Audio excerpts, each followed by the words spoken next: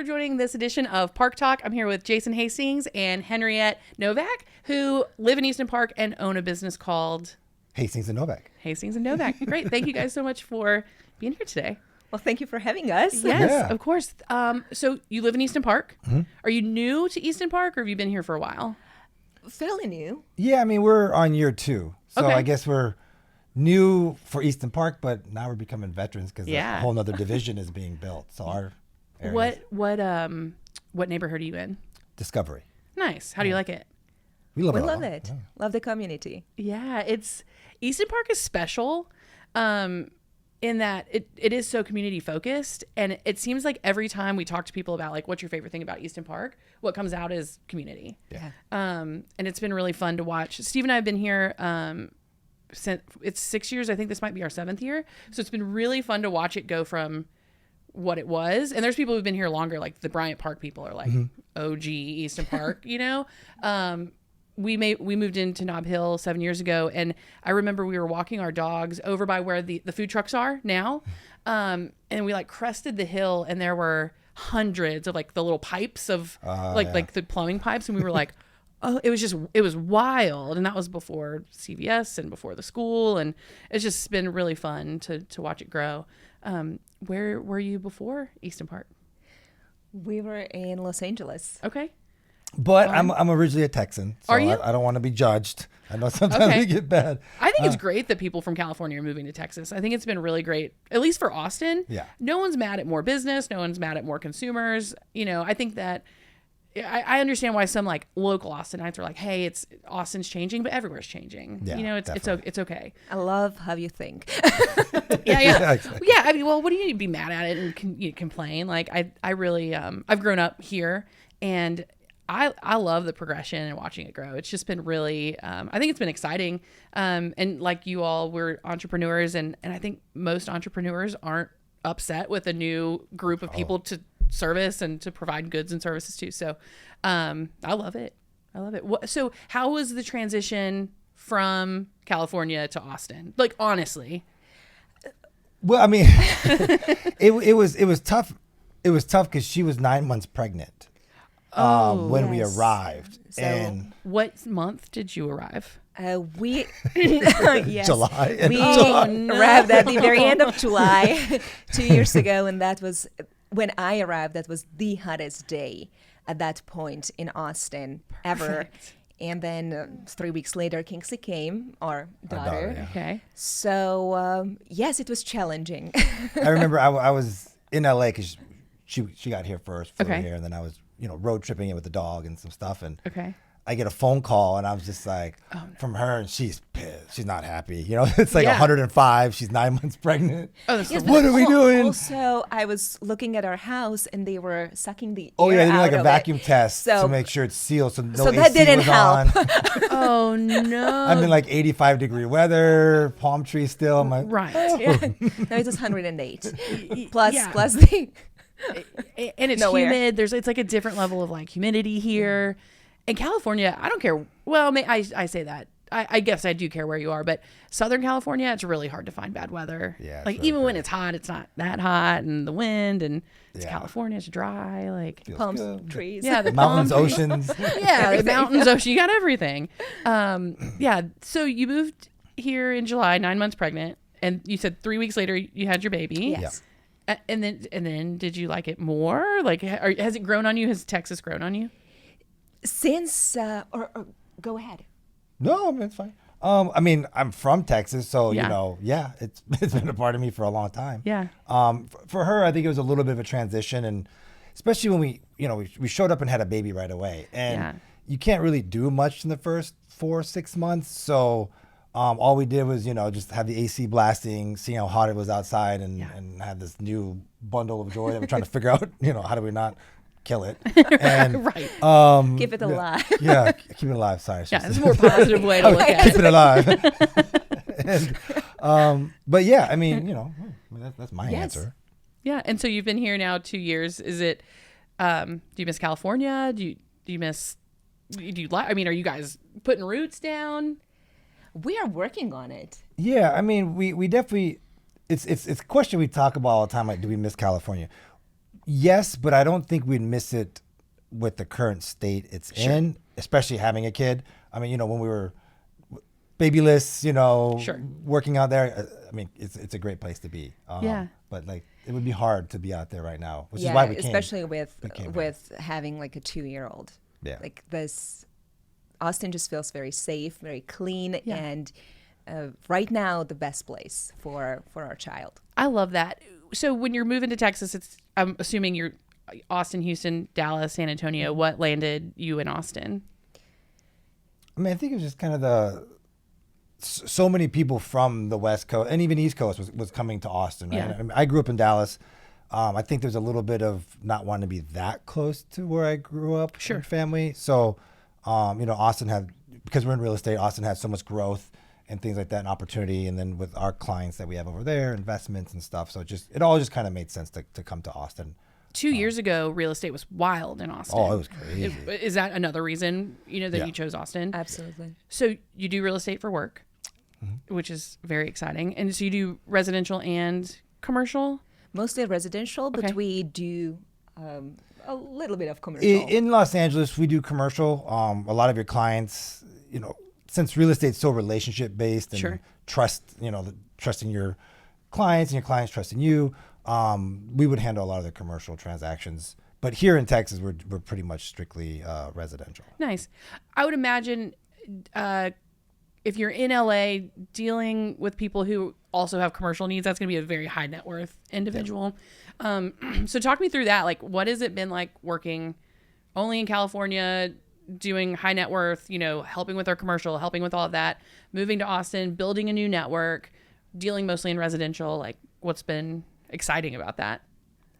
The new opportunities, meeting new people, like the community. Like, I feel like right now we have, again, like a new circle of friends, and I feel like I'm a really people person. So I always enjoy meeting new people. Like we love working. We actually do love working and just help people and help them find their dream homes, their investments. It's just it's very exciting for us, and we love our jobs. We love to help and be there, and just all the new opportunities. I feel like it's an adventure. Yeah, I mean, and doing real estate in Los Angeles is definitely different.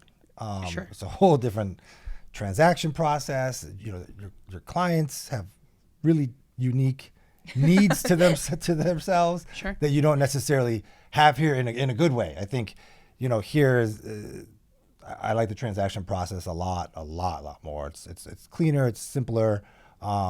Your clients aren't as needy sometimes. Sure. Fair enough. But you definitely meet very unique people out there that you're just like, oh wow, you invented the dual pane windows. Didn't know there was a person that did that. Right. Welcome to this house. Right. So that's what's really fun, because you just really never know who you're gonna meet out there coming through that door. And you're just like, wow, you did something influential to the world. I feel like LA is just such a creative market, whether it be acting or like just it made the dual pane window or, it's just so fascinating. And I think that Austin is a very creative market as well in a different way. I love the entrepreneurial community in Austin. It's so incredible. We work with a lot of entrepreneurs that are kind of bootstrapped, ground up entrepreneurs who've built their teams from, maybe 2 people to 20 people or 20 people to 500 people. And it's so exciting because there's a level of creativity and a level of, I think, understanding of capital that is so important that I would imagine transitions probably seamlessly to the real estate world, because at a certain point you've got to make investments and you have to kind of make these decisions. And so I find it really fascinating that you guys are, especially in the LA scene, working with people who have made probably millions and millions, tens of millions of dollars, and then want to go into a commercial property or want to go do, buy a mansion or a second home. What were some of the neatest transactions you've done in LA? I mean, some stuff we can't say. Sure. We signed NDAs. But I think what kind of was the fun part was our very first listing ever was a $30 million house. What? Like we're fresh out as like agents, and we have a $30 million listing in like Beverly Hills, and you kind of realize like there's a little bit, there's a certain group of agents that really dominate Beverly Hills, and it's theirs. They've been there for a long time. They grew up in Beverly Hills. They sell in Beverly Hills. They're on TV shows. You see them all the time. Right. And we kind of showed up, and I remember I got a couple phone calls from a few of them, like, who do you guys think you are coming in here, getting this listing, and kind of dealing with that in the beginning. It was just like, but we're just like, F this, like push back. And then all of a sudden we lined up like another 18 million. An 18 million off market in a community called Truesdale. If you're familiar with Beverly Hills, it's this really special place. And then like an 11 million or sold 8.5. Yeah, 8.5. Yeah, somebody who's a big designer guy. So it's just a different. It's the same. What's funny is like in the beginning you're very like, whoa, like this is really big, and then once you kind of get through one or two of those, you realize it's the same transaction as any price. Whether it's a 1-bedroom condo to that. I mean, there's obviously some more zeros attached, but it's the same paperwork. I mean, everything is the same. So, unless you have what I had at one time, 6 attorneys. Oh, yeah. 6 attorneys just from our side on one transaction. Oh. So that was probably the hardest boot camp I have ever worked on for 6 weeks. That's when I actually learned how to shower with your earpods in. Because I just didn't have. She was on the phone all the time. I was like from 6 a.m. till 11 p.m. Yeah. And but I learned a ton. Like that was very special. We learned me. You don't need 6 attorneys. Nothing more is going to be accomplished. Yeah, 1 attorney probably, maybe 2, a paralegal maybe. Yeah, maybe, but you don't really need more than 6, it was at work. I had the easy job on that transaction. But you were very supportive. I was. Amazing.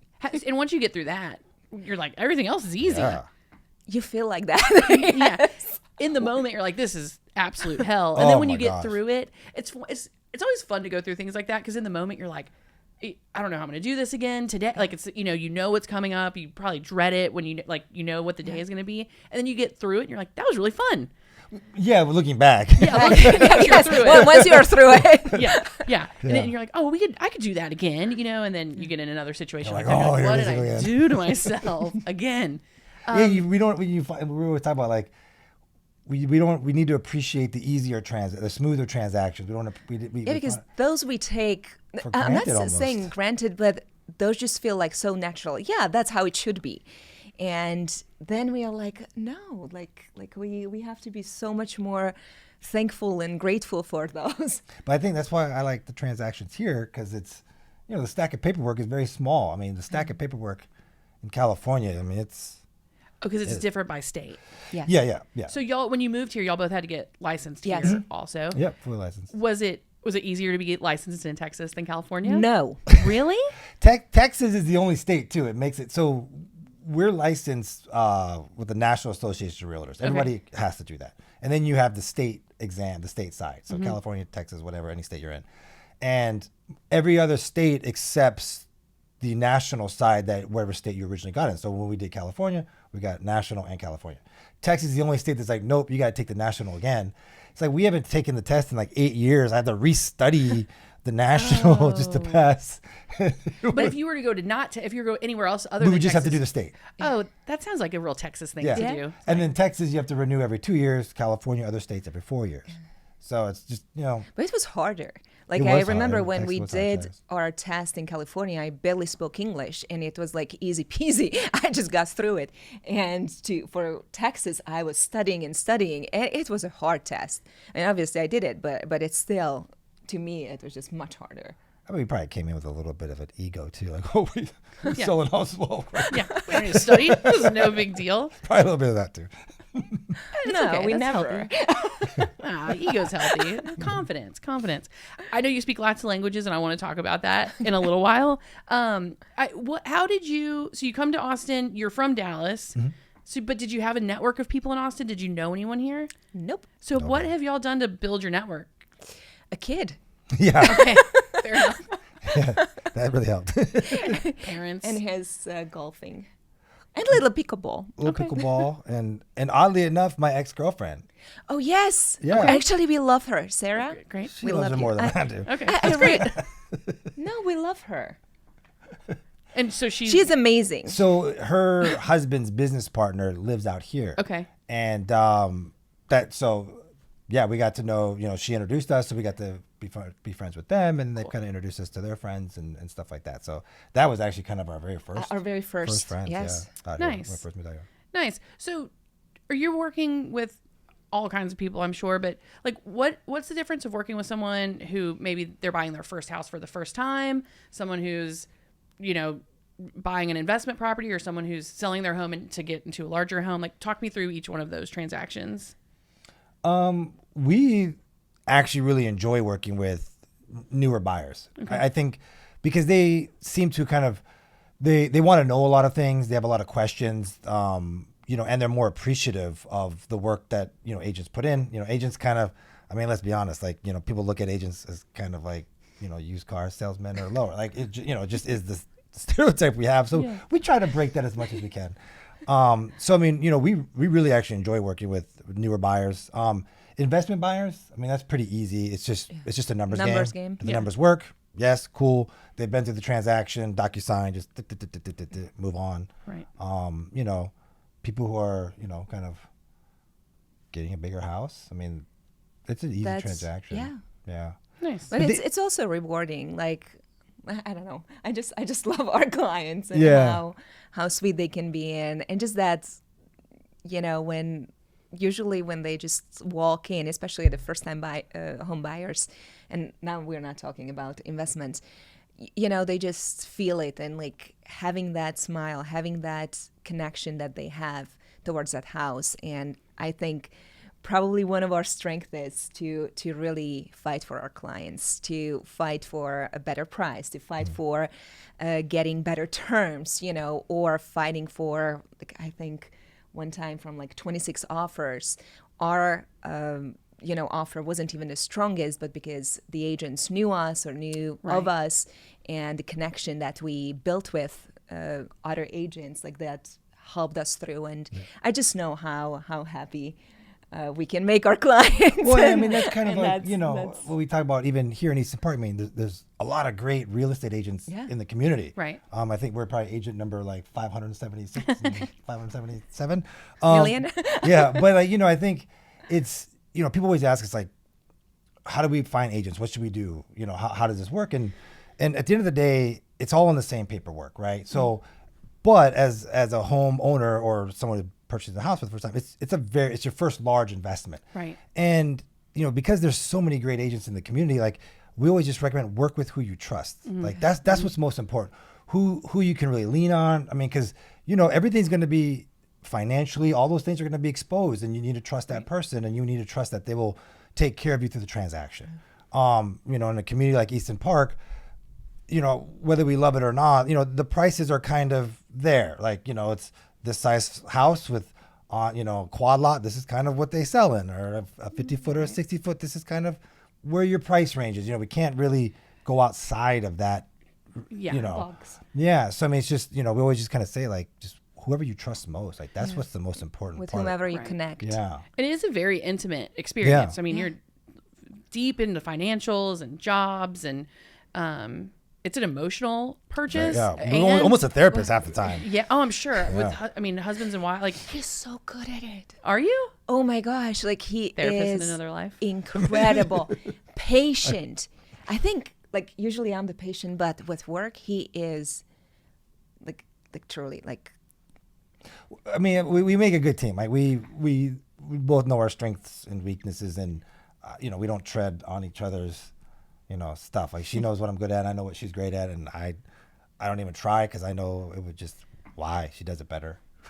I love that. And that's like such a great segue into working with your spouse. How long have y'all been working together?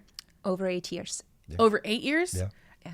Amazing. That's very hopeful for us, for Steve and I, because we started working together full time on our business almost 2 full years ago. Mm-hmm.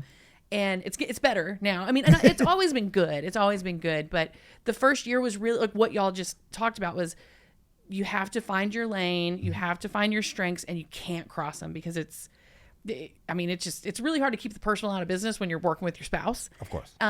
This last year, we've really focused on finding our lane. He stays in his lane. He's much better at like operations, analytics, making sure the money makes sense, making sure that the bills go out. Whereas, I'd send bills out on like the 15th and he's like, Nicole, we have to send the bills out, to our clients. And I'm better on the HR and the client side, dealing with, kind of managing the HR team that we have and dealing with our clients and creating those relationships. Steve's a great networker also, but it's been an interesting, like probably last 8 months is really where we found our stride, which is great, but it's always a challenge. And you have a child in the mix. So does that complicate it even more? It hasn't. I mean, the only thing it complicates is just scheduling.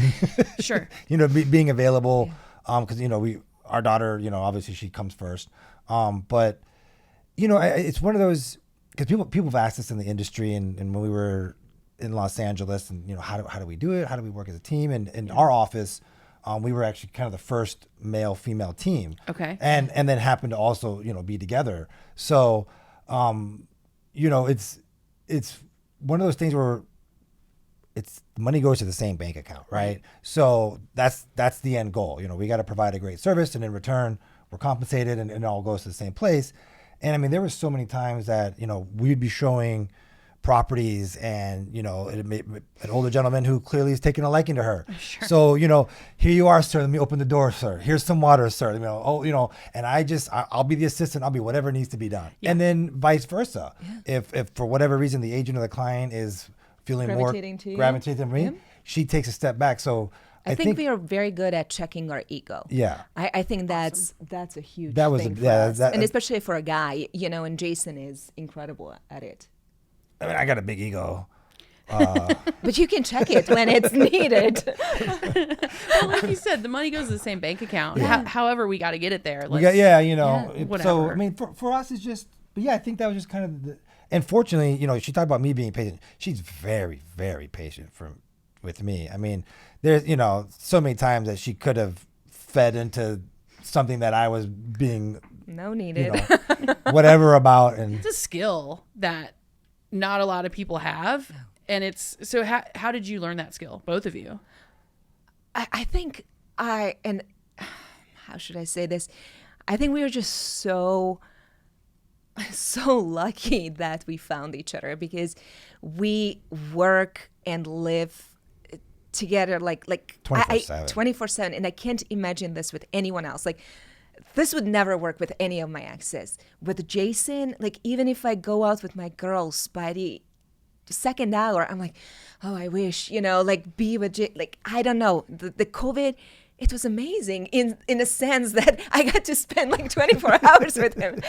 It's just so easy. Like when you don't have to piece those puzzle pieces together, but they just fit. And I feel like for us, like, and in work, we had never had one argument. We might had in personal life, but over work, never. And hope that stays. Yeah, I mean, because I think we always keep the goal in mind. Like, what's the goal? What's the end? Where we're trying to get to? And I think where a lot of work relationships in general, and obviously personal relationships, is you kind of get in this battle of power, right? Yep. And then, well, if you did that, I'm going to do this, and it just escalates, and nothing good comes out of that. Yeah. And so this is the support for us. For us, we're so supportive of each other, because if she succeeds, I succeed, and vice versa. So I think from the beginning we discussed it, and I remember she tried to kind of play a game, and I shut it down. But this quick. Is in real life. And that's when she's like, okay, and then that's when it was just like, okay, we're in this together, and it's just kind of been that way, and obviously. We always kind of say, like, there's so many challenges in business and personal life, and everybody wants to take you down, and everybody wants to step on you. Yeah, from the world. You're on your own, so it's like, why battle it yourself or battle it with my best friend, who's my partner, who's my baby mama, who's all these wonderful things. So we look at it as we take the world on. Let's go. Like, you're fighting us. Yeah, if we're it's gonna be together that- in it. But we would like to do it together, you know. Yeah, I love that. So I mean, think that's how we look at it. that's amazing. That's great advice. We've talked to several people who, work together with their spouse, and everyone kind of, you always get that kind of like cringy laugh of like, how's it going? And I think I love it, like it's not a power struggle. It's like it's a support. Like, let's support each other. So he gives me this energy, and I'm trying to give him more of it, and that's how you build up. That's how you lift up each other. I love that. And I think like we're really good at this together. I don't know. I really like him. Not only love him, but I like you. Yeah, no, that's the thing. Like, we love being like, we don't like not being around each other. I think that's kind of. Yeah, we're a package deal. That's amazing. Well, and I'm sure we bought our house with a husband and wife team, and they worked together, lived together, raising kids together, and it just felt very natural with them. And they both had their own strengths. So, Alex, it's the Pettit group. Alex Pettit was a builder before he and Amanda, his wife. She was doing real estate. She's like, hey, why don't you come over and do the real estate side? And so it was kind of perfect that he was with us during the build and knew what to look for, and she really helped with the all the paperwork and everything. And it also felt very natural to work with a couple. And I think that having two perspectives, like it's like having a team with you instead of one agent, you get two for the price of one. Well, and you may not 100% connect with that person. You know what I Right. mean? And that's what like.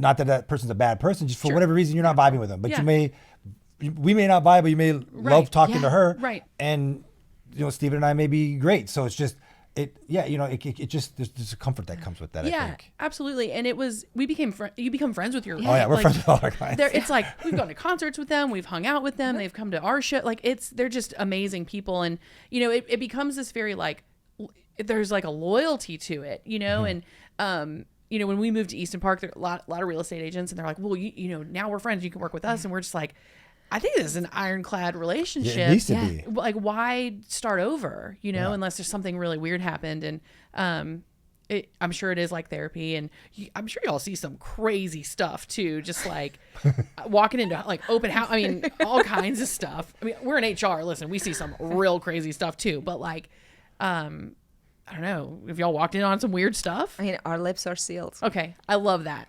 I love that. It's Definitely see some weird stuff. Yeah, I'm sure. Some dungeony stuff.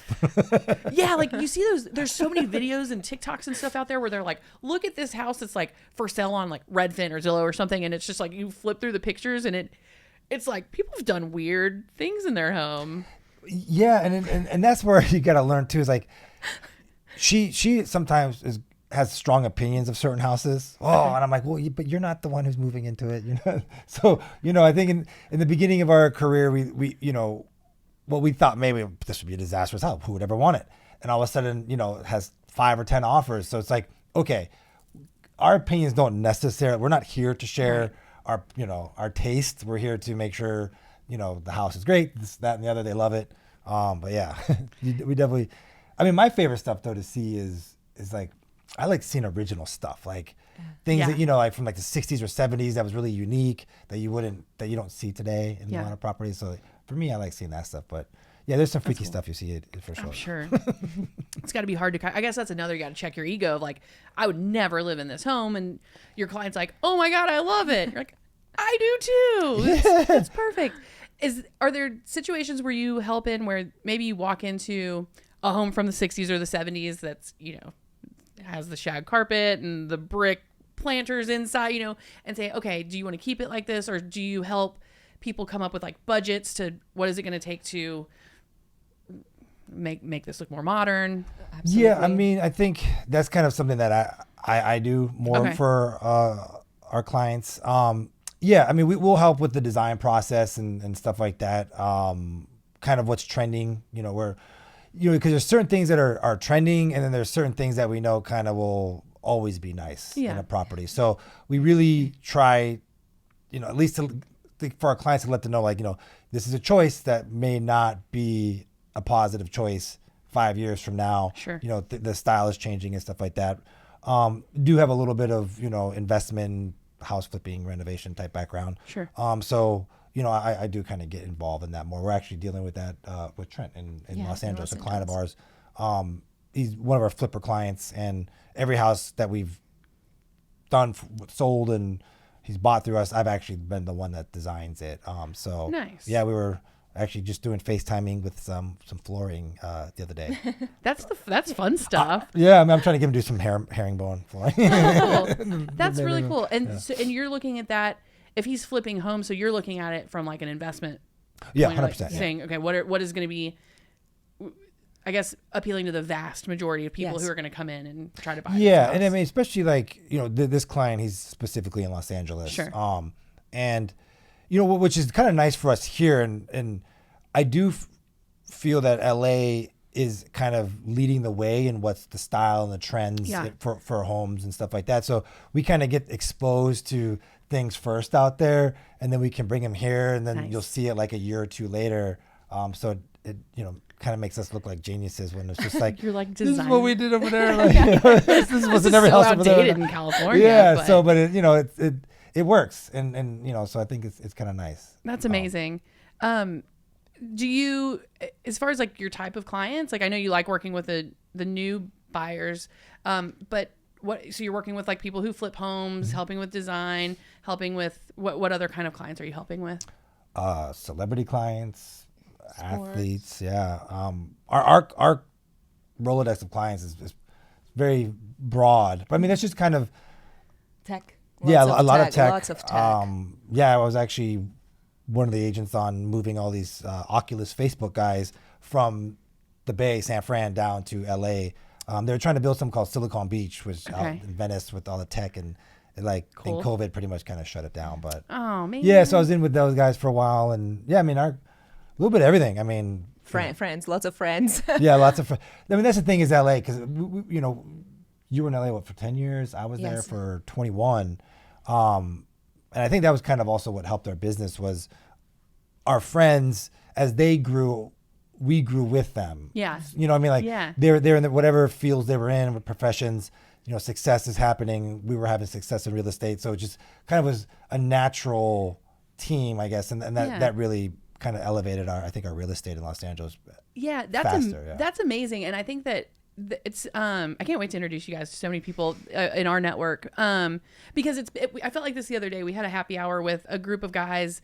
They're now our clients, but I kind of grew up in the workspaces with them. My background before we started this was commercial real estate. Okay. I did operations and HR, and I mean, I wasn't an agent, but that's a whole. I understand the world of that and the people. And we had happy hour with Rob Shands and Daniel Mahoney and another friend of ours, Lee Sawyer, who we just sat and we talked about business. And I was sitting there looking at these guys going, I remember being a younger kind of rank and file employee, and looking up to kind of leadership and seeing how they would go and hang out and how they would grow and how they would have these events and being a part of one. It kind of struck me as strange. Like we all kind of grew up together, and now we've all have teams of people looking up to us. And I think that when you grow with your network, it's just absolute support and joint success, because when they're successful, you're successful. Yeah, absolutely. And I think it's beautiful. Like it's really motivating. Real estate's fun, but I want to talk about you, because you have, it feels like you've lived many lives. You speak how many languages?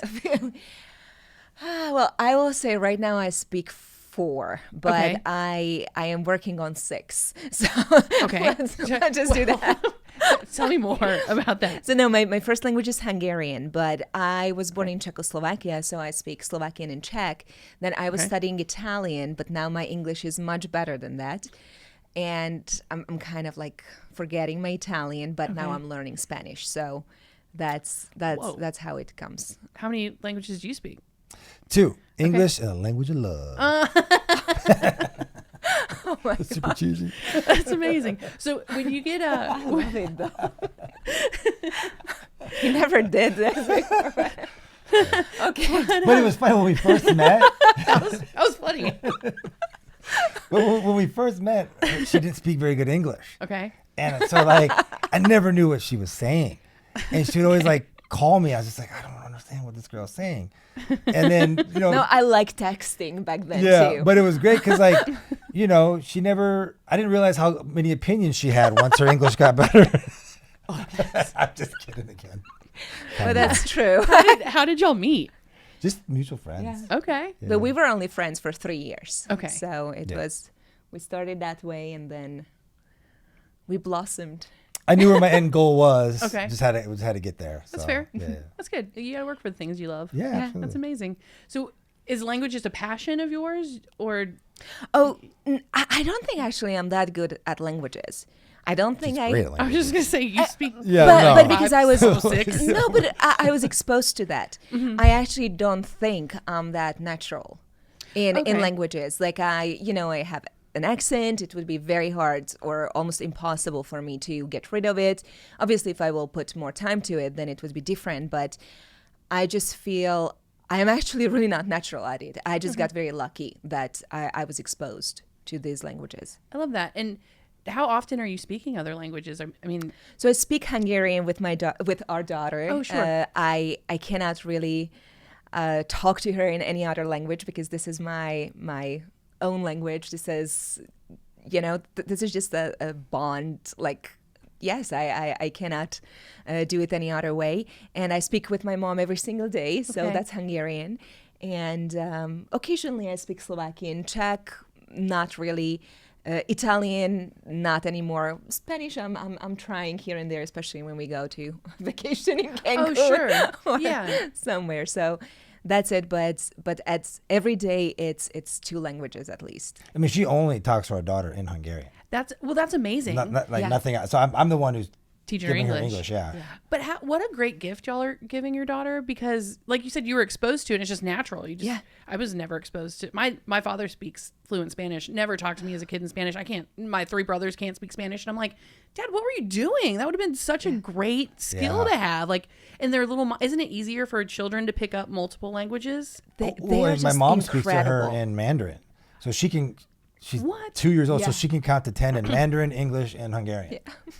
She's 2. So cute. It's like- That's amazing. yeah, I mean, like, she's a little sponge. It's crazy. Yeah. It's crazy to see it. Like you always hear about it, but like when you have Yeah. your own, you're like, oh wow, this is impressive. And she, she reacts to all 3 languages right away. Yeah. So she might don't speak it. Like I think at this point she probably speaks the most Hungarian, Yeah. and then English and Mandarin. Which not like as I'm much. gonna be in trouble, right? Because I don't really understand Hungarian, and now her and my little daughter are gonna be gossiping about me, and I'm gonna have no idea what's being said.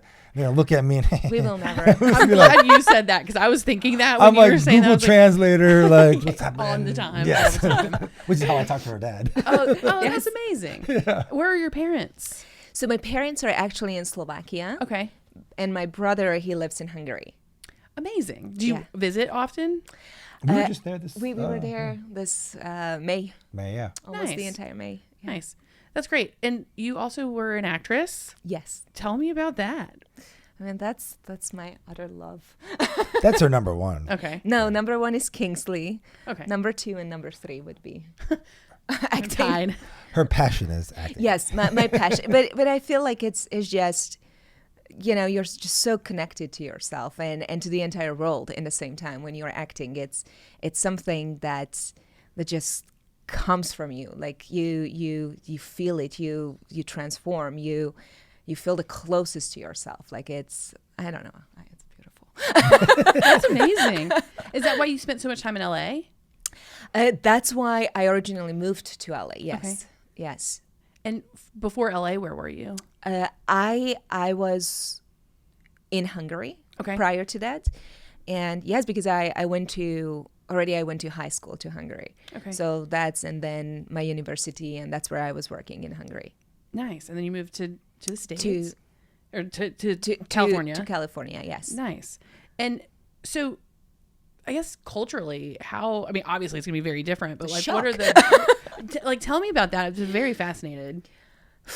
I don't even know where to start because it's just so different. I feel at this point like almost like having multiple personalities. Even my voice changes when I speak Hungarian. Also, my voice changes when I speak Slovakian or when I speak English. Like my English voice is much higher than my Hungarian because my Hungarian comes from my body, from my soul. It's different. I feel my English is coming from my head. It's my head voice because that's how I'm thinking. And, it's not as subconscious yet. Right. So the same with, and I think I'm just trying to put it together. Like, I'm Hungarian, I'm Slovakian, I'm American now. Yeah. I got my She's a citizen. citizenship. Hey, congrats. And thank you. and it's all wonderful if you choose to look at all the good things in it. You know, like in America, I love how I feel people are not as judgmental as in Hungary. I feel in Hungary there's always a but. You know, like you cannot look at the performance or anything and say, oh, this is wonderful. Like I love how Americans are much more supporting each other. I love how they are cheering on, you know, the other person, and they believe that, okay, if you can do it, I can do it. Yeah. And I think I'm just getting chills because it's such a wonderful thing. When in Hungary, it's a little bit of difference and the other way around. But in the same time, I'm such a proud Hungarian, and I love my, my roots and being a part of this amazing nation that's brought so many scientists and I don't want to. I'm getting passionate. I'm sorry. That's okay, amazing. I'm gonna calm down. No, don't. So awesome. it's wonderful because I still identify as a Hungarian, and I still love, you know, the relationship that I have, for example, with my mom, that I think it's such a unique relationship that I don't really see, or how our family, how our unity works back home in a very traditional way. I still love that at home and that relationship, and that's what I'm trying to carry on with our daughter Kingsley too. You know, that very, very close bond that Right. I have to talk with my mom every single day. Otherwise, I don't know how would I survive. Yeah. Is there like multi-generation homes in Hungary? So we did live on our own since I was 7-year-old. Okay. But I was extremely close with my grandparents, and that's one of the most amazing thing. And I just feel like that's very hard for us to be here and be far away from my parents. And the good thing is that we are closer to Jason's parents, so Kingsley's exposed at least much more to his parents. Yeah, that's it. Well, in FaceTime, and you know, but it's not the same when you smell the person, when you can hug them, like it's, or it's eat a just meal so, that they prepared for you, or oh like, my god, like that, you know, like the meal. Like one of my love languages, I think, it's to cook and take care of you, and take care of my family, and that definitely comes from home. That's amazing. And you said, Jason, your mom speaks Mandarin. Yes. So, tell me about that. That's amazing. I mean, I don't speak it, unfortunately. It was kind of one of those things, you know, growing up in the 80s, you know, being like a little mixed Asian kid in Texas, speaking Mandarin, you know, get picked on a little bit back in the day. It's so unfortunate. Though. Yeah. I mean, but, you know, kind of like you, I wish my mom would have, you know, pushed that more. Yeah.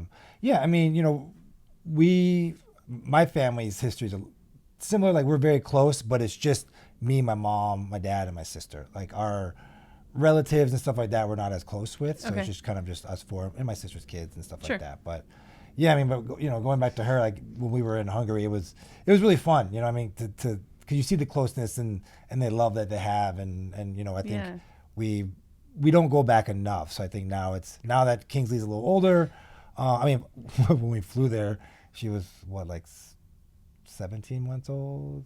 I don't know. That's a long flight with a little kid under 2 years old. I can tell you that much. I bet. Who does not sleep in a car, neither on a plane. She didn't sleep at all for that 18 hours. You're just like...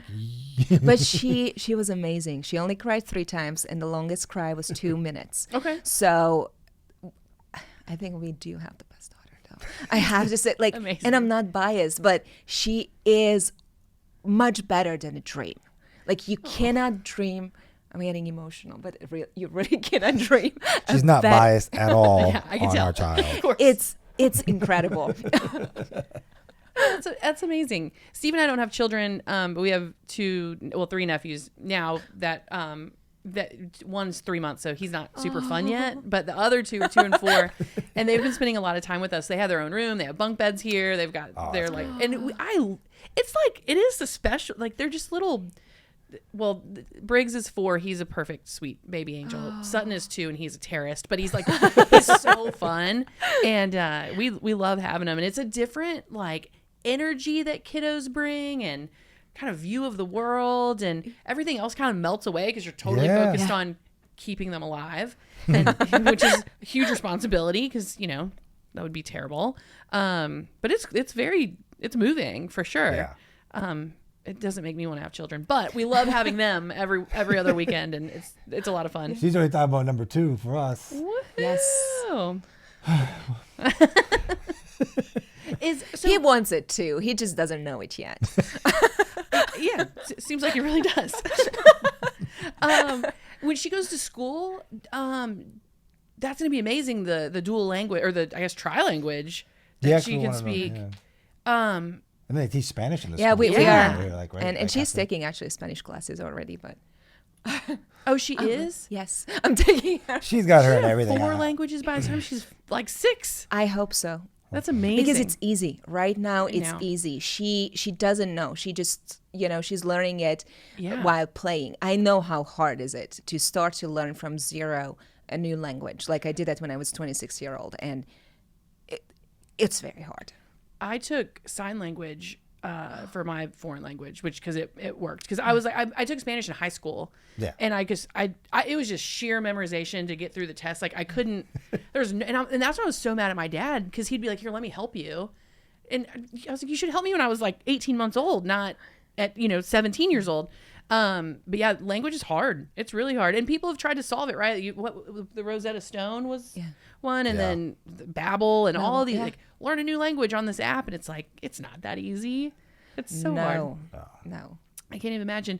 Back to the school though. How great is it that she's gonna grow up with her neighbors and her friends and go to the same school, and like, are y'all excited for that? Yeah, I mean, yes, but it's funny because we had, Henny was like, we're gonna put her in like a daycare, just like twice a week to expose her, and we pay for like a full year of daycare. Okay. Summer and fall non-refundable. And she's like, I can't do it. I can't let her go. Yeah. So she never went to daycare yet. So I think Mama Bear is gonna have a hard time. That's good. That's natural. No, it's just, you think of yourself, how cool you are, and that you have an idea what an amazing, great, cool mom you're going to be, or a parent, and that's not like that. But I don't think I'm a helicopter mom.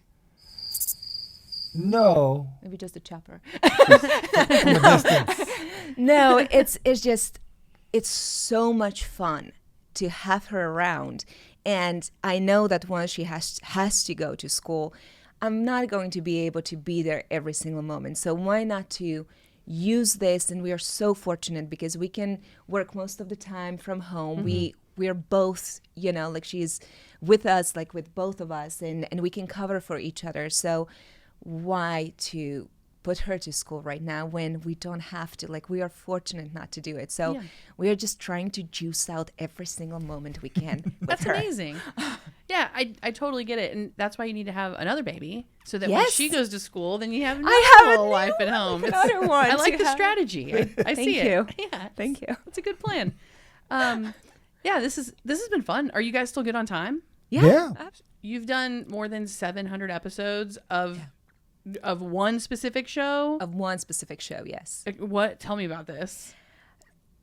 It was in Hungary. Okay. And I did 6 seasons of the show. It's a daily show. It's kind of like ER because it was a hospital TV show. And I played the very negative, not too good girl. That was my role. She's the villain. I was the villain. Which is so bizarre because you're like the I'm sweetest so nice. soul. Yes. Yeah, it was really interesting because especially back then, like in Hungary, I don't know if you had that TV show from, I think it was South American TV show Esmeralda. She was blind, and in Hungary they were even, trying to raise money for her eye surgery. So that's the era when I was starting in this TV show. Okay. So even from the newspaper, reporters, they kind of they were kind of afraid of me Okay. when they first sat down with me. And then everyone was just like, oh my God, you're actually nice. Oh, because of the character you Of the played. character. And I'm like, well, what were you thinking? They're like, we were so afraid. We were like, rock, paper, scissoring. Who is going to do the interview with you? Because we were thinking like one way. And then I think I convinced them that I'm pretty good. Yeah, absolutely. So now I think, I think now people who know me or like from that era, they kind of see my true colors. That's wild. What was the name of the show you were on? It was Good Times and Bad Times. So Okay. Jóban Rosszban. I love it. And it was like ER. It's a little bit ER, like more on the soap opera side. I love it. I'm going to watch it with subtitles. That sounds amazing. I loved ER. And I loved, what was the big show growing up? Days of Our Lives. Wasn't that a big one here? Days of Our Lives. Remember? Yeah. Soap operas. That's wild. So acting also is one of your passions. Have you done, what else have you done? If you were in LA, so I'm sure you did other. So just very small things. Okay. In LA, small things, and in Slovakia and in Hungary, I did multiple things. Are you creative? Like, are you like an artist or do you music or anything else?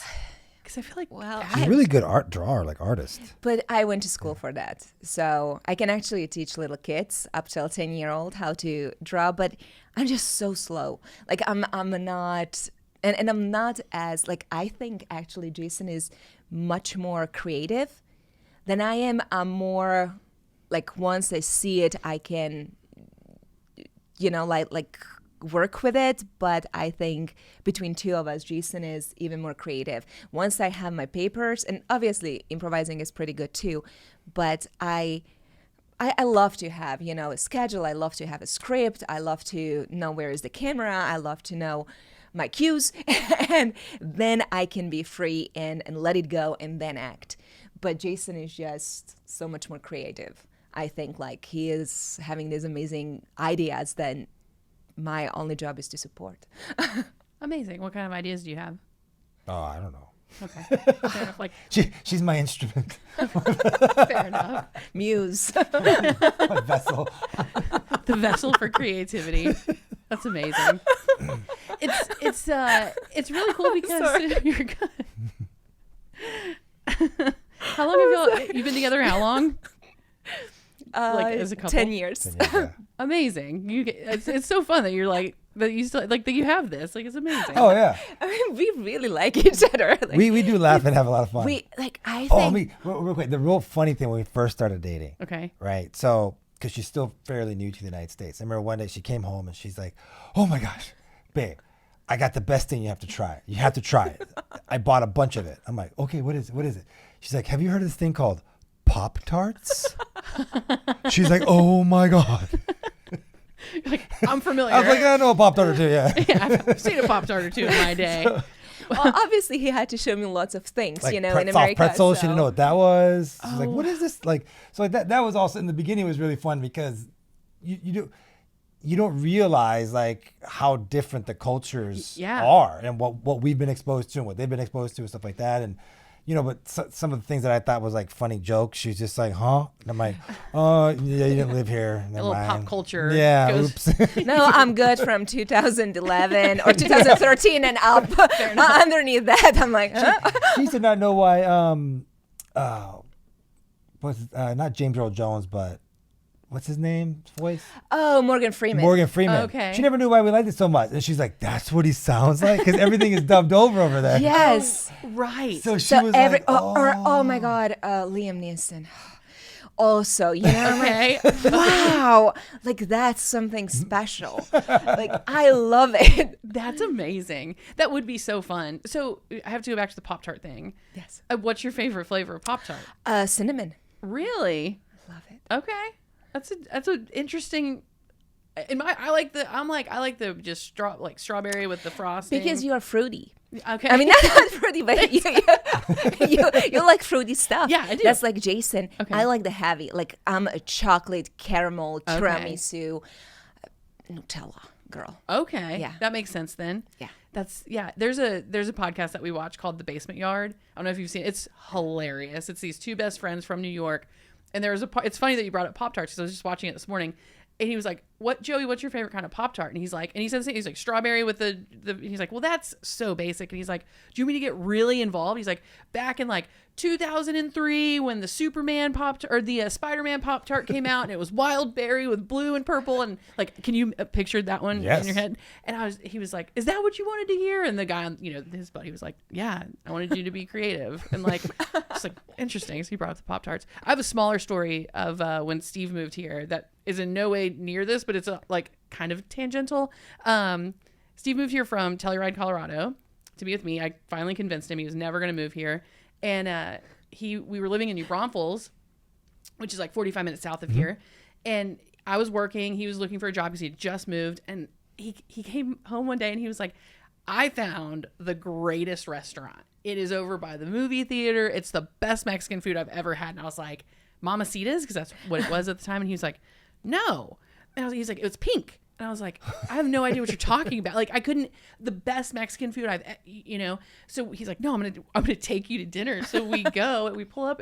It's freaking Taco Cabana. That's what you're gonna say. Like, okay, Telluride didn't have any chain restaurants, and so like, but it was just like taco. I mean, listen, I'm not against Taco Cabana every once in a while. I wouldn't call it the best Mexican food. Yeah, like, oh, we're gonna go. He's like, we're gonna have margaritas. We're gonna have a great thing. And like, I was like, Steve, let me show you some good Mexican food. They have some good queso though, and like flour tortillas. Oh, that's what I used to do. I grew up in New Braunfels, like my high school days, and we would wakeboard a lot on the weekends, and we would go get a dozen tortillas and just a big thing of queso, and it was. That's what we used to do in the Dallas area. It's amazing. Absolutely. I guess high school kids everywhere love carbs and cheese. Oh, yeah. Like, it's the best. Where in Dallas were you growing up? Flower Mound, Louisville area. Oh, yeah, nice. Yeah, so I went to Louisville High School. My sister went to Flower Mound High School and stuff like that. Yeah, very cool. We have our largest clients in Irving, and a lot of them live in Flower Mound, and like Las Colinas area. Is that kind of all the same? Yeah, it's all like within like 15 minutes of each other. Yeah, because Dallas, what I've learned, I grew up around here. Like, you can be anywhere in Austin in 30 minutes. You know, Dallas. I'm like, oh, I'm coming to Dallas. I'll see. People are like, what part of Dallas? Because you could be 2 hours away from someone. North, south, east, west. I mean, it's so far. It's wild. I like Dallas though. I've been up there a lot. Steve goes with me sometimes, not as much as I go, but Las Colinas is cool. Irving is nice. There's been parts of Dallas I've driven through and I'm like, oh my goodness, there's some sketchy areas for sure. Yeah. I drove up. Now I take the Vaughn Lane. Or do you guys do the Vaughn Lane? Do you know what that is? No. If you ever have to go to Dallas or to Houston or San Antonio, or even for your folks, if they didn't want to drive, it's basically called like business class on wheels. And it's a little pricey, but it's totally worth it. It's a bus. But it's a very nice bus, like huge leather seats. They serve like hot meals. There's bar, you can drink. You can work. Like now when I go to Dallas, I almost like make money on the deal because the Wi-Fi works every time. I can bill, and work the whole way up. There's a little table that you can sit at. It has a desk and people, it's amazing. And people, it's a lot of like people who are working. It's great. And they move and it's really funny. They follow Waze. And I know that because we were, and they haul ass. Like you're just going down 35 like crazy, but we had gotten off the freeway like in this big old bus. It was one of the first times I had been on it, and like go down this like service road to like a farm road, and everyone's kind of like looking around like, have we all made a poor decision to get on this bus? But and the woman, like it's like a flight attendant, but she's like a bus attendant. She's like, we follow Waze. That's what's happening. Y'all can all calm down. It's okay. We're just avoiding traffic.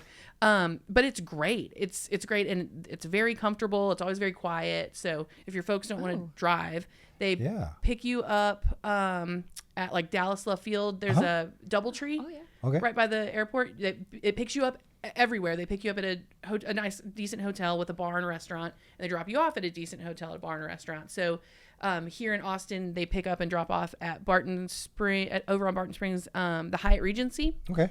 And so while you're waiting for your bus, you can go grab a drink, grab food, whatever. I think that's where we stayed when we first came to visit.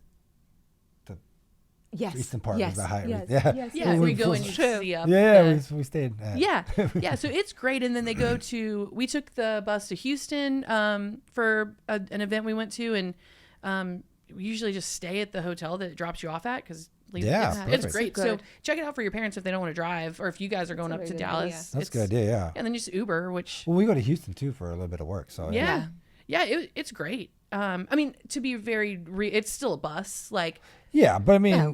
if you can accomplish some work and yeah, Especially instead of driving. yeah, or even like flights. Those little like, I don't know, like what do you call it, like puddle jumper flights, like, from here to Dallas or here to Houston. I feel like you spend so much more time like in security, and then half the time on there's like old planes where the Wi-Fi doesn't work, so Yeah. you're just like stuck, Yeah. And like I feel like destination to destination, it's the same amount of time. You're just productive in that time, which is very cool. Yeah, and so a lot of people like to hear about bars. So the cool thing about this is when and the reason that kind of Easton Park TV came about, EPTV is what he calls it, is when we were looking to move into Easton Park, there's nothing out here. There was really no marketing for it. Man. And we got so excited. You know, when you're buying a house or building a house, you like scour the internet for anything about what you're excited about. And there's really nothing talking about Easton Park. And because so many people are moving from California and the East Coast and all over, we like to talk about like restaurants and bars and activities because people don't know. And a lot of people are building sight unseen, right? They know they want to be here. They know they built the house. And so is there anything else, like as real estate agents who you've sold some houses in Easton Park and in Austin, that you would tell to people who would be considering Austin from outside of Texas? Yeah, I mean, I think we actually just had this conversation. We have a investor client in Los Angeles who wants to move to Austin. So we're helping them, like we're kind of doing the house search for them right now. And, same concerns, Los Angeles, stuff like that has become, you don't feel safe, especially when you have children and stuff like that. So and that's kind of our biggest thing is now that we're parents, I think we can really speak that conversation. And it is, it's like the sense of community, not even just in Easton Park, but in Austin. Sure. Because Austin is not big. Like I think when you're an outsider coming to Austin, you think Austin is actually it's the capital. You think it's going to be this huge place. It's got the University of Texas. It's got all these things, Elon Musk, all this stuff. And you get here and it's, like you said, 20, 30 minutes from north to south. Right. East to west. I mean, it's just everything is, take 183 or whatever to get around. Right. And, our biggest thing is, when they ask us is the sense of community, is how safe it is, how they really do, encourage people to come out and socialize together. Not even just at night, but in the daytime, because we feel like in Los Angeles it's all about kind of going back to like status and at night, the nightlife, where were you at, where did you eat, this, that, and the other. Where here it's just like, let's all go outside. It's just a food truck court, big TVs. Let's just have some, beer and some food truck food and then just have a good time. Yeah. And I think that's what we really enjoy out here is it's, you don't have to get all done up. You just walk out in your sweatpants and let's go. It's hot. So like, you don't want to get done up. You go sweat through it. Right. I think that's one of my favorite things about Austin too, is like Easton Park is great. We can all talk about how great Easton Park is. I think we can all agree with that. But like Zilker, when it's not 105 degrees, there is a weather aspect to Austin. I mean, to Texas in general, that it's just it is what it is, right? It's just, what are you going to do? But when it's, in this outside of those just like terribly hot months, like Zilker and all the green belts, and just, it is a very active, very outside, very green city. I just love it. I love it. And I love the people here. I feel like Austin, I shouldn't say that I just know Austin more than Dallas or Houston. I haven't been as exposed. Because everything in Texas is so far away. It's not like, oh, let me just hop over to Dallas really quick. That's a day trip, But we've been so lucky to have built the network that we've built here with our friends and our colleagues and the people that we do business with, that it's just like, it is so supportive. Like you were talking about, like it's such a positive vibe in Austin. And I think it's overall a pretty healthy city. It's a very active city. I love it here. Yeah, I mean, just so much growth, right? And it's fun to be a part of the growth. Like you actually feel like you're a part of changing where Austin is heading versus, more established cities like Dallas. It's there. Dallas is not going to change. It is what it is. Right. But Austin is this it's very alive, and it's changing like monthly. It feels like now, good or bad. And the real estate here too. I mean, I'm sure that I'm sure it's calmed down a little because I know 2 years ago it was on fire. Yeah, it was wild. But even still, now that houses are more affordable, have you seen a dip in business, or you guys have stayed steady? I mean, it's for the Los Angeles market. That thing just surges. It doesn't stop. Sure. Here we definitely saw a little bit of a lull. Okay. I mean, because the price point, affordability, things are a little different. Just the prices are so different. Sure. And the interest rates and stuff like that being so high. Now they're finally actually coming down. Yeah. Which is great. It's great for us. We love that. I mean, we're actually seeing an uptick. So I think now, it needed that healthy pullback. Unfortunately for homeowners who got in at the peak, but you're going to be fine within a year. Things are going to be on the up and up. And I think you're going to see another push in the market in the future. I mean, Easton Park's a little bit of an anomaly because you have so much new build happening. Right. And, if you're a homeowner who's trying to sell their house, it's tough to compete with the incentives that a new construction home offers, right? Right. First of all, you're getting a brand new house. No one's ever done anything in that house. Right. You get to design it. The builders are giving you better interest rates, free, floorings, whatever, upgrades, All whatever it stuff. might be.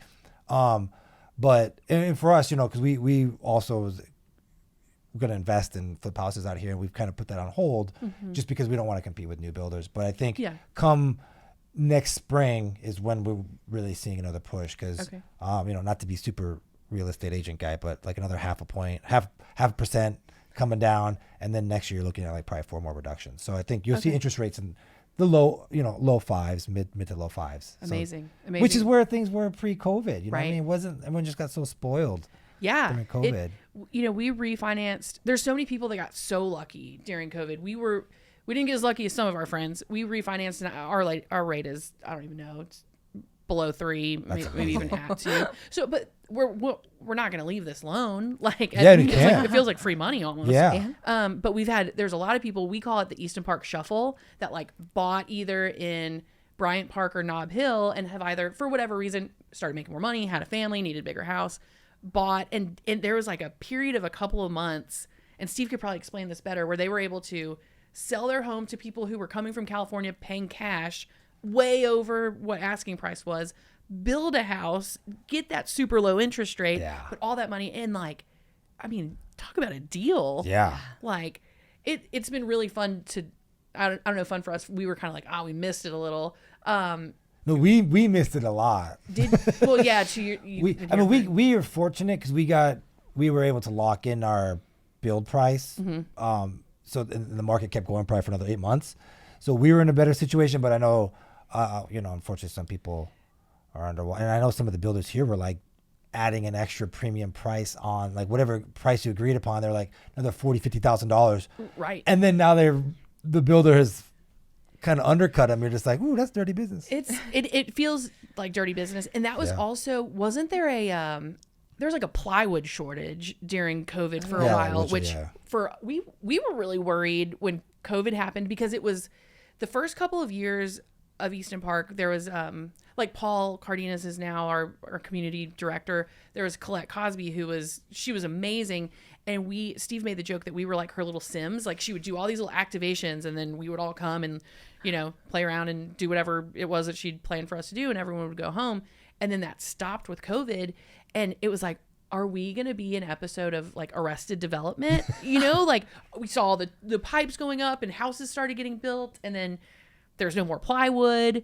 And it was like, and then they were like adding those premiums onto houses. And it was just like, we might have made a mistake here, which you wouldn't have known, but no, you wouldn't have. Luckily it went the other way. Yeah. I mean, well, for us, even that was, our builder, things were getting delayed because of all this stuff. And I'm like, the baby's coming, guys. Like, I can't delay a birth. Like, we can't push pause on this.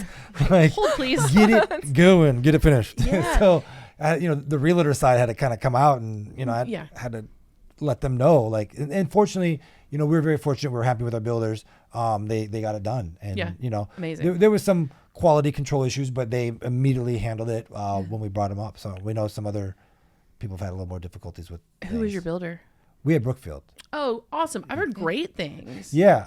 I mean, yeah, absolutely. So, Awesome. we're very happy with the team, very happy with our contractor. They were amazing. And anything within 24 hours, they were on top of it. So That's awesome. No complaints with them at all. That was what you just brought up was a very real problem for a lot of people of like the houses were being delayed. People, their leases were up. Yeah. People needed to lease. So the home that they were in had been leased. Like they had to get out. And it's like, what do you do? Like, it was I mean, it was stressful. It was stressful. Because we were coming from the West Coast, and Right. the first time I saw our house was the day I signed the paperwork and we moved in. Yeah. I never saw it. Like literally went to the bank, got our down payment, and saw the house. And so if I didn't like it, I didn't really have much of a choice at that point. No, you're in. I was in. Yeah, you're in. Did you love it? Oh yeah. There was and I know we're close on time, but I have to tell a story because it's one of my favorite stories to tell. Steve, he was doing back during COVID, a lot of drone work, a lot of video work. And this woman, her name is Diane, reached out from California and was like, hey, we're building this house. Would you mind going like every other weekend and walking through it with your GoPro to just so that we could, you know, they wanted to be a part of it. It was during COVID, so they weren't traveling. So Steve's like, sure. So we would walk the dogs over to the house and he would walk through the house and he would put together like a YouTube video of the progression of the house. And every time he sent it to her, he put a more like sexually charged song with the name Diane in it on the video, and it would get more inappropriate and more inappropriate each time he sent a video. And he would laugh and be like, you know, she has to show it to her friends and her family. And she was like, and Steve, I after a while was like, hey, this is getting a little weird. But then when she moved, we never met her in person because I wouldn't, if I were her, I'd be like, no way am I gonna, this guy's a freaking weirdo. So you never met her? No. Oh my God. At her house. He also, what he would talk about doing, and he did not. Yeah, could you imagine? Be like, hey, you want to go to dinner? She's like, no. Freaking You should psycho. invite her over and have the song playing. There's Diana. Yeah. And then he didn't, I don't think, unless I don't know about it, but he was like, what if we go through with the GoPro and mirror the video that we send to her so she's, you know, buying like sectionals that are like, but if she's so it's all flipped? So it's all flipped. Like she walks in and her kitchen's on the right when it's really on the left. I was like, it was COVID. We were bored, but what if Diane is gonna watch this? Diane has since moved. Oh. Probably because of Steve. It's like too close. Way too close. Too He close. knows where I live. But yeah, that was a fun little. I didn't know that was going on until like the songs got more and more progressive. He'd be like, watch this. Does this seem inappropriate? It's like, yes. He's like, Immediately. perfect. Yeah, he's like, exactly send. what I wanted. That's exactly what I wanted. I love Diane. Yeah, she did not want to meet us, which again I do find to be understandable. But yeah, on that note, Jason and Henny, thank you so much for joining us. Thanks. Thank Fun. you for Park having Talk. us. And we'll see everybody next time.